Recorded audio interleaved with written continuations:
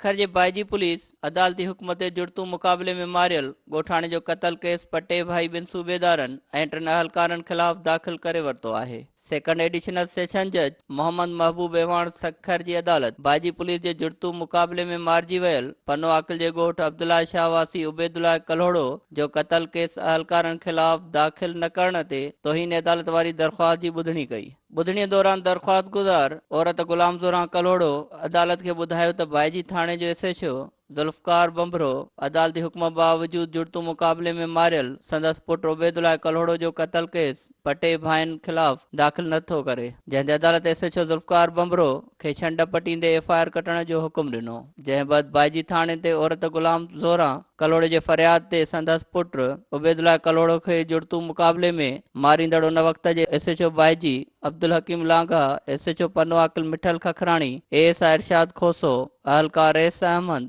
ऐं परवेज़ चाचड़ मथां क़तल जो केस दाख़िल कयो वियो आहे। साल 2017 में बाइजी पुलिस कराचीअ मां नौजवान उबैदुल्ला कल्होड़ो खे गिरफ़्तार करे मारण बैदि मुक़ाबिलो ज़ाहिर कयो हो। कैमरामैन आगा शोएब पठाण सां गॾु मोड़ो महर, सन टीवी न्यूज़, सखर।